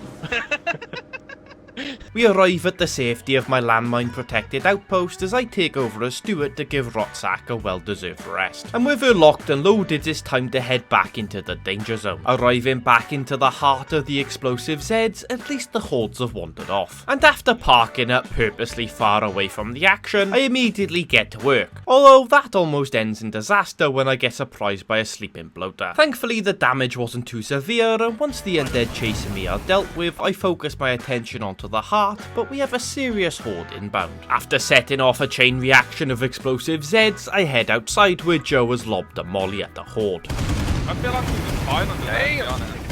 It's getting hard as shit up here. As soon as that horde has been dealt with and I've got a horde on me, I drop some firecrackers into Matty's billboard and head back in to fight the plague harp. There's still far too many to safely take it down. So I drop my final firecracker at the heart and shoot an explosive Z in the face. And after another chain reaction of explosions... No, he's coming for me. Oh my god. Which certainly wasn't caused by me. Terry unfortunately suffers our first loss of the session. R.I.P. King, we'll see you on the other side. Or immediately as he has other community members to take over as. But with the hordes the way they are, I turn my attention to heart number 2. And it's not too much trouble to complete its second phase. As well as the second phase on the first heart, although I do have to run away from a plague feral. And while this phasing it draws all the nearby Zeds to it, so I can head back to the other and take it out without a trouble. Well, I say no trouble, it still took nearly 2 minutes of constant beating, and then an explodey boy claims the kill anyway. Plague heart down. Unfortunately, it wasn't the heart we needed to get rid of fueling the plague, but at least we get some half-decent loot for our troubles. I managed to drop off the heaviest of the items into the boot, and thankfully none of the boys started a chain reaction of explosions. Now is not the time for an epic prank, and with only one phase left on the other plague heart, I'm determined to get it dead. I even tried to lure a bloater towards the heart, but an explosive Z causes me to fire prematurely, and the bloater pops agonizingly close, but certainly not close enough. But that text tells me it's gotta be close. So I head back in for what I hope will be the final time, but I once again get overwhelmed, but remember it can always get worse. Dude, you got 4 jugs. You got 4 jugs. Oh god, no! Oh god, they're all... I narrowly avoid the charge of the first, then detonate an explodey boy. But now is not the time to run away. The heart has to be close to finishing. But not only is it close to death, but it's also the heart causing the fuel in the plague. I can then stuff my pockets with plague heart loot, but it's time to make my escape while also running away from 4 burning juggies. Luckily they lose interest in me as they get distracted by the numpties, and for the second time in 20 minutes, I completely abandon my friends. Damn, these fuckers are harder to get rid of than herpes. We pay a stop at the food outpost we were at earlier, but there's one thing that slipped my mind. Oh, ferals! Ferals! Alright, onto the car, onto the car, onto the car! The defences are down. I quickly install the set of landmines, but is it too little too late? Oh my god. I didn't realise the outpost defences were out. Is everybody okay? Gratefully, the worst thing we had to deal with was a singed eyebrow. Although that doesn't stop Matty and Joe from starting a fight club. Oh, nice, that was nice. You like that? Watch this. Yeah, that was beautiful. Twirl. Wow. I'm trying to think who would I put my money on. Definitely the dude with the colours, the lights on his jumper, right? Yeah. Yeah. Obviously. With that, we head back to base so I can drop off the 2 sacks I've gathered and take over as Rose. So far, she hasn't had the best of luck out in the field, but her hero bonus will be very useful and she's over halfway to maxing out her standing. Before we leave, I start construction on a shooting range for that extra 20 stamina, seeing as we've got plenty of building materials. Then we head off to tackle another plague heart being affected by a curveball. Out for bloody blood. Again! But at least this time with our 3 walking and talking cannon fodders, we should have this in the bag. Famous last words. I feel like you put us into a false sense of security with all the nice easy missions so far. dude. And then... I spot 4 juggernauts on the horizon, but the boys have already exited the vehicle to pick up positions on the perimeter. I am able to rescue Matty and Terry, although I do slightly clip Matty with the car. But it's going to be much harder to rescue Joe as he's already surrounded. But even so, he goes for it. I'm coming. Come on, Joe! Come on! Come on, you can do it! Go faster! Go faster! But by focusing on Joe, I allow a Zed to creep up on Terry, who's sat in the back. Joe gets in, but we now can't escape without Terry. Oh, Tez! Yes! I decide the best course of action would be to lure the undead away. Mainly the juggernauts, if I'm being honest with you. However, a plague feral from a nearby infestation has other ideas. Oh, feral.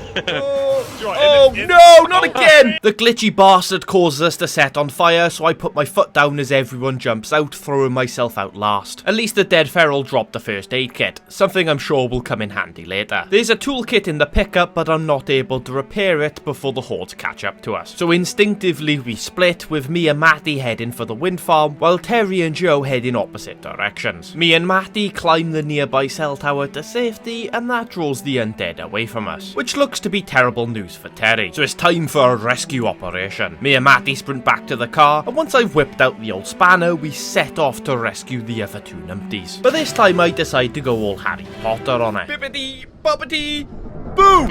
Yeah! But with the boys rescued, it's back to the task at hand, taking out this bloody plague card. Gratefully, the 4 juggernauts are no longer in the area, so I start assaulting the heart while the boys act as decoy. But this time I brought landmines of my own, and when the hordes catch up to me, I dip and start dropping them. And from there I can complete the first phase uncontested. 2 ferals then decide to join the action, but thankfully they're slowed down by my mines, and I can clean them up from there. Back inside, I continue to fight against the heart, surrounded by more skulls than an Aztec sacrifice. After a full minute of alone time, I complete the second phase. After a quick dash outside while the gases dissipate, I can head back inside where I'm completely alone once again to claim victory. I even have plenty of time to collect its loot. Now it's time for another rescue plan, but that's going to be hard, especially when Terry is surrounded by that. And just when you thought things couldn't get any worse, Bangonomics starts to brew. At least Joe and Matty aren't surrounded by anything, so we can rescue them with no problems and completely leave Terry to be used as juggernaut bait. But I suspect karma is starting to shift as we start to get positive curveballs even though the settings are set to negative only. News travels. Perhaps this is my reward for rescuing the numpties several times. But it's not all good news as Bangonomics kicks in at the worst possible moment. Oh no, oh no, oh. Right, get out, everyone out. That's 4 ferals, a horde and a juggernaut. I lead the boys towards the enclave, but unfortunately it was too little too late for Matty, who's the first to fall to the feral pack. I then get bit, which isn't great, but with narcotics running through my veins, I'm able to take down 3 ferals, partly thanks to them being confused about who to target. The hordes grow exponentially as the selective scavengers struggle to fight them off, but being the beast she is, Rose is able to drop the juggernaut. I then have to brutally bludgeon Matty's corpse, before realising Joe and Terry are miles away fighting a feral each. We're like, I'm back at the enclave. I'm like, I thought the fucking problem was over. The problem's not fucking over! Alright, calm down, don't get your Lederhosen in a twist. With Terry rescued, Joe climbs the cell tower to safety. Then to thank the selective scavengers for their efforts, I finally give in to their insistence of trading by gifting them a med sack from the previous heart. And I even bag myself some delicious mysterious meat in the process. I store it in the back of the pickup and take off. Well, at least I try to, thanks a lot. The car was actually so reduced in power, I had to reverse it down the hill before I could pull forward. But unfortunately, we have no chance of getting back to base as I've completely neglected our fuel consumption. If only we had a spare can in the boot. Not blaming anyone in particular. That unfortunately means it's every man for himself, as I leg it back to base, leaving the numpties to endure the perils of no man's land alone. I take over as Farsight, and after loading up with supplies, our mission is to retrieve a vehicle we lost previously, which might be extra difficult considering all the wandering hordes. I start by popping a screamer before it attracts a nearby horde of juggernauts, but that just attracts everybody's least favourite crackhead. Luckily, as there is only one of them, it's easily dealt with, although there is a second nearby with a juggernaut and a horde. And with it being much faster than anything else, it's pretty simple to isolate and take it out quietly, a bit like Diddy on Suicide Watch. Oh, yeah, I'd say I've been spotted. I might have been spotted. Originally I had been targeting this military truck, but I changed my mind when I spot this building has become infested with squatters who will be looking to kick me out if I don't eliminate them first. On first entry I eliminate the bloater, then dip to escape the cloud, and seeing as the screamer is now going mental, I take refuge on the horse box outside. One fuel bomb through the window ignites the bloater cloud and eliminates the loud prick, clearing the site. Well, metaphorically speaking that is, we still have a higher population than Amsterdam at 20 minutes past 4. A juggernaut then uses the force to force me from my safe space, but I can escape any potential problems by slipping through the former siege site. And with the hordes chasing me, I'm obviously not going to be able to refuel this military truck, so I lead the annoying little pricks away to start a fight away from the juggernaut. But as skulls start to get bashed, a feral decides to join the fun. But as fine as it's just one of them, it's easily dealt with. Well, it would be if my stamina hadn't completely drained, and I didn't bring anything to refill it. Right.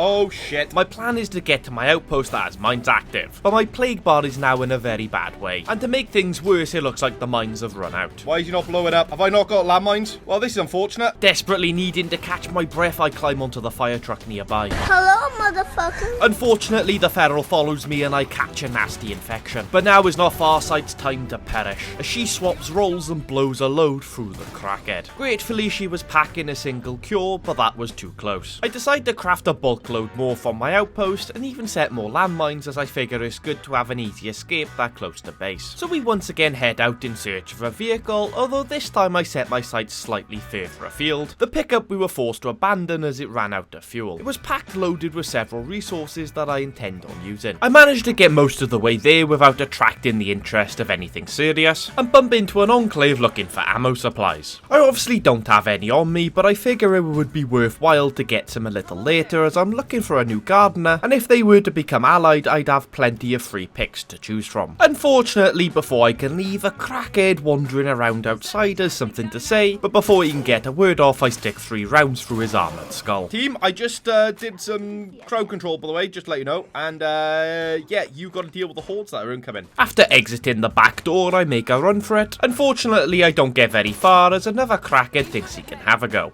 He can't. But those suppressed gunshots have caused the crowds to grow exponentially. And you wonder why I say they're all bloody useless. That's when disaster strikes. Oh god damn it, you— No!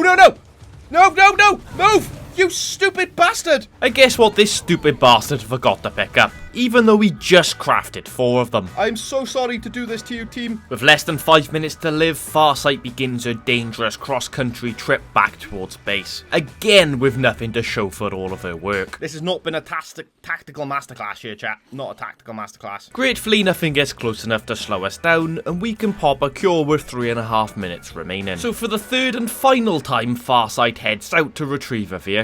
This time things go much calmer, although it's really not looking good for our friends looking for ammo supplies. I still need to be careful, as we've already seen, things can go south at a moment's notice. So I take some time quietly cleaning up the undead before refueling. But the danger is not over, as we can't quickly escape thanks to... Please don't go on the front. Good zombie. Now we kind of need to not have to slow down or let my foot off the accelerator or brake. Yeah, there's a lot of things we need to rely on right now. And gratefully I can make it home without using the brakes or easing off the accelerator. What a park. Sadly, another siege site has formed to the north, and wanting to make up for the earlier mishaps, Farsight remains in control. There's one thing they say about me, and that is that I am the world's greatest stealth player. If you're new to the channel, you might not know that. Screamer is in my sights. I repeat, Screamer in my sights. There we go, it's gone, over, run. With my stealth skills vigorously demonstrated, next up is to clear an infested outpost. Which is going to be easier said than done, as Bangonomics has caused us to have such low power we struggled to reverse over a small curb. Thankfully we managed to get out, and to play it safe, I park near our medical outpost out of the way. I can then demonstrate more of my excellent stealth skills, before eliminating the Screamer from distance to free up my outpost. But unfortunately her mission isn't over yet, as we have new visitors to town.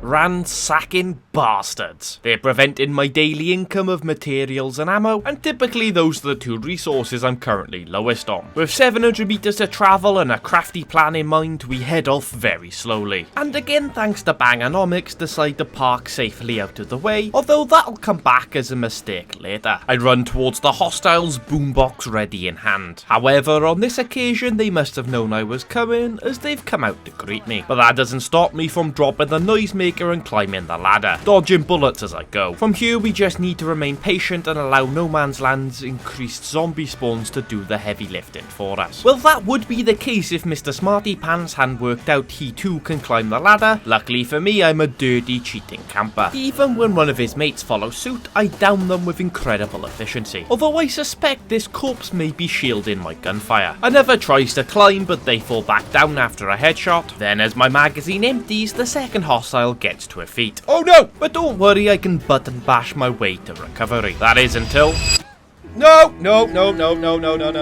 Sadly, there was nothing we could do as Farsight slips away, brutally slain by the ransackers. Is what I should be saying. In what surely has to be her last breath, she shakes the fuckers off and instinctively throws herself off the building. After pausing for a moment to regain composure, she legs it towards our nearby outpost. Landmines are still active, and from there she'll be able to rest as someone else deals with the fallout. Sadly, my usual routine of dropping off all my supplies puts me in major jeopardy. Oh god, oh no. With a hostile on my tail, I panic swap to Stuart, but she also has no ammo in her pockets. But gratefully the first stack I grab fits my rifle. I'm also able to reload and eliminate the threat before they can take a single shot at Stuart. But why waste the bullets if you don't have to? Oh, sorry, that Another was just of quite his comical. friends risks my landmine field, but he has a much tougher face than the previous, so in the end I have to use the firearm. And thanks to all that chaos, the arse kickers only have one more person remaining. And even if the prick manages to get a shot off a big Stu, there's no chance he's walking away from this one. But a feral and a horde have been attracted to those gunshots. Luckily it's nothing a quick stop while my landmine field can't sort out. This is something that goes on for a little while as the loud explosions just draw in more and more. But once everything has settled down, I can finally finish searching this area, something I've tried and failed to do on 2 different occasions. Although at this point the thing I'm interested in the most is the loot from the hostiles. It takes 10 to 15 minutes, but once everything has been collected I turn my sights on my vehicle. Although with Bangonomics annoyingly still active, I can't just jump in and drive, I'm gonna have to eliminate all the undead in the surrounding area. And because I refuse to use any stamina items unless I'm fighting a feral pack or a play cart, I'm forced to retreat on 2 separate occasions. But any excuse to enjoy the fireworks, am I right? But eventually I sense my opportunity, and with the sun starting to rise, I make my move.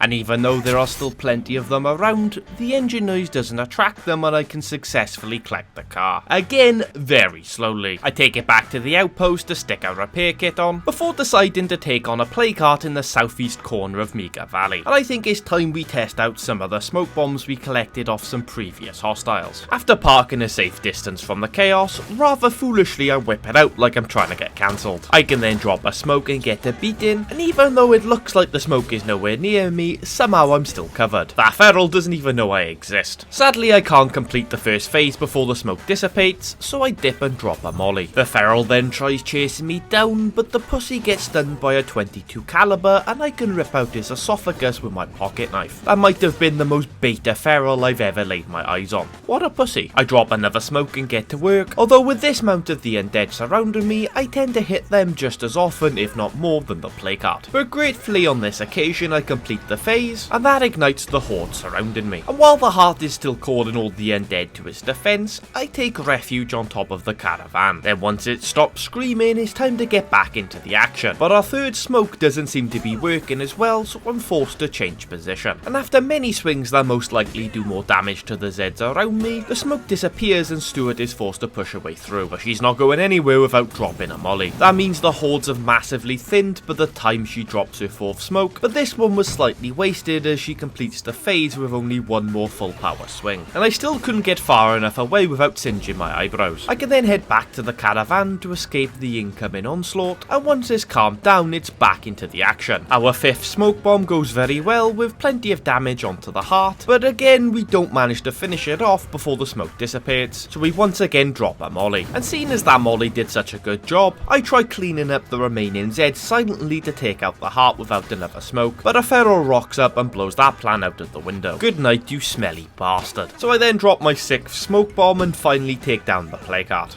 Oh, look at that! I even managed to loot its contents with the smoke still up. That is until my pockets get full, of course. But one of the great things about this pickup is I can get access to its storage from the flatbed, so I can drop everything off safely. Then I can head back in to collect the remaining supplies. I can't quite escape with Bangonomics still active, so I start taking out some of the undead that threatened my slow ass car. This happens to be a right old pain in the arse, as every time I try to escape, another Z or 2 rush me. And this being no man's land, it's not too long before things start to escalate. But for once there is good news on the horizon. By the time I take out the horde, Bangonomics comes to an end. That means I'm much freer to move about, so decide to loot a play cart I left previously. But not only do I collect its loot with no trouble, I start to get cocky and set my sights on a level 3 infestation across the road. Luckily outside are 2 shipping containers I can rest on while taking pop shots at screamers. That means the infestation goes down without any trouble, however the escape is gonna be an issue. And to make things worse, a pack of 4 gargantua juggernauts have joined the horde, but I'm not too worried as I'm confident I can outrun them. What I need to do do is take out the feral, which drops a fucking grenade launcher. I must have it. I sacrifice the shitty crossbow to make room, then leg it in the wrong direction to lead away the undead. But that almost goes horribly wrong, as I didn't realise there was another feral, but almost being the key word. With the hordes breathing down my neck, I can grab the grenade launcher, and after losing them behind the medical centre, we can make our escape after a very successful morning. With that, I can head back to the earlier mentioned outpost to drop off my loot, and with this outpost being upgraded to level 2, I can even drop off my rucksacks. We then get a message over the radio from some new folks in town offering their help in exchange for a favour. This is Kitty of the Wandering Campers, and they want to move bases, but their new site is currently infested. Where we gotta go then? Oh my god, you fucking serious?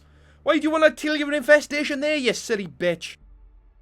Have you seen the shit we But gotta it's go not through as to if get I'm not there? getting paid, so hop in the back, Kitty, and hold on like your life depends on it. Because it kinda does. After driving through plague territory and avoiding a few hordes, we get to our destination, but the infestation is a level 2. That means there's at least one feral, so I'm gonna have to be smart about this. I make sure to park up down the hill, then after creeping my way back up, eliminate the feral nice and loudly. The same fate is brought on to the screamers, and Kitty thinks now would be a great time to have a chat. Do we have to do it right now, Kitty? Do you know what I mean? Can we do it later? She gets into deep shit with a horde, so Quick Fingers Stuart sorts her out. Kitty, get in the pissing car, love. Unfortunately, it seems Kitty is a bit knackered, but at least she manages to escape and get to safety, and I can drive her somewhere safe to finish off that chat. Unfortunately, it looks like this whole neighborhood is infested. We can't move in here until we clear up more. Is she now gonna be like, oh yeah, we're gonna have to kill up more? Oh, for crying out loud, you serious? So once again, Stuart and Kitty can head off into the danger zone. On this occasion, there's no time for clever parking strats. We whack it against a fence and crack on. The bloater has already popped, so my last molly gets the screamer dead. Then it's time for us to shift our focus onto the next infestation. And this one has a feral that's very keen to meet me. As the door bursts open, I toss in my fuel bomb, and that takes down the screamers. Although the feral is still alive and kicking, but not for long.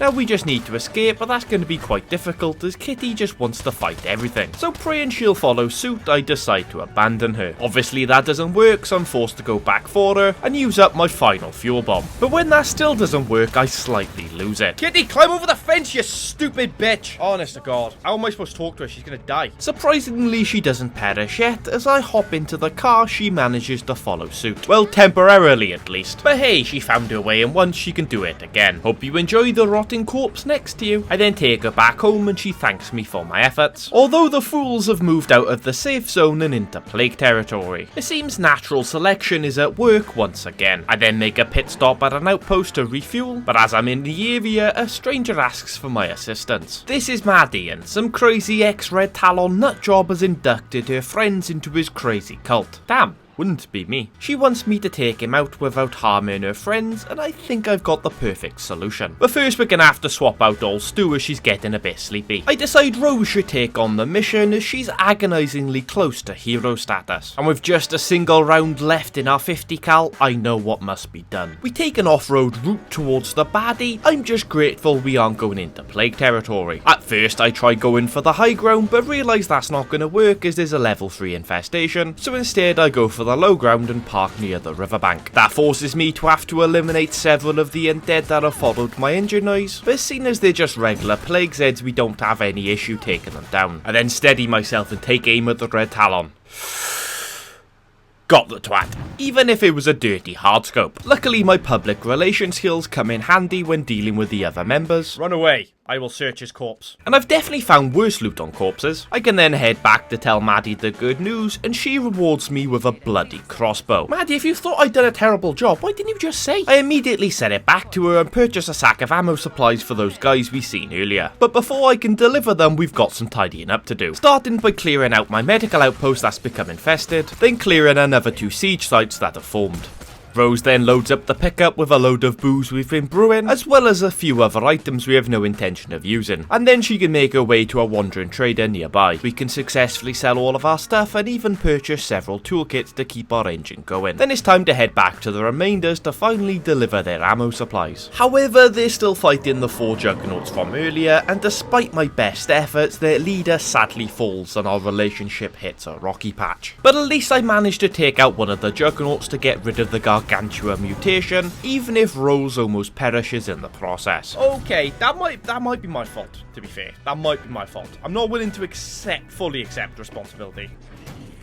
But I'm willing to accept. So with Rose a little worse for wear, we head back home and take over as Farsight, who's recovered from her injuries. With one relationship sadly in tatters, we need to make sure our other allies are doing well. But sadly, Tim Muir wants to take down a plague heart, and there's no way he survives that encounter. So to make the most of him, I make sure to drain all of his influence, mainly selling him recycled scraps. I also bought a sack of medical supplies from him that will come in handy later. But there's no point putting off the inevitable any further. It's time for me and Tim to head into plague territory. And typically the plague heart Timmy boy picked out just so happens to be right next to a level 2 infestation. Fuck's sake, Tim, you don't half know how to pick him. After parking up with what I hope will be a far enough away from a Juggernaut's rage, it's time to get to work. I start by dropping a landmine right outside the door, but unfortunately take too much damage in the process. After luring one of the crackheads away from the main fight, I can eliminate it, and as I try to pick up the bullets it dropped, the Juggernaut catches up to me. But it looks like Tim is keeping him busy. Let's get on to the plague heart. Ignoring that second Juggernaut, of course. The infestation goes down to my frag grenade, then under the cover of smoke I start my assault. But Tim sadly won't be joining us in victory. Yeah, Tim's dead. I'm so sorry, Tim.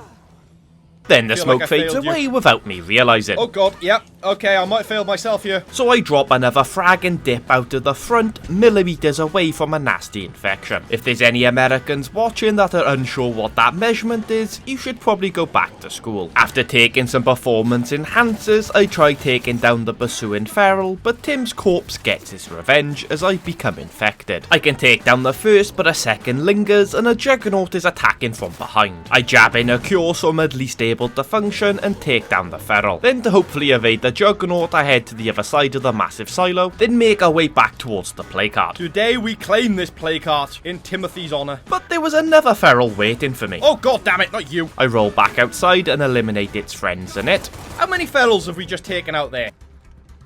That's taken and finally complete the first phase of the plague heart with 2 more heavy swings. And typically I choose the wrong moment to try and escape. I'm sure you'll agree that was very fortunate. While the hearts call in for backup, I take refuge on a shipping container and eliminate yet another feral, but then unfortunately the game crashes, and when I spawn back in, all the Zeds have despawned. Luckily we didn't lose too much progress on the plague heart as I complete its first phase once again with 1 more swing. And that of course draws in another feral, but the little prick goes the same way as all the others. I once again take refuge on top of a shipping container and assess the damage. Sadly I've got no more painkillers to sort out my injuries, but I do have a medical rucksack in the back of the pickup. Oh no!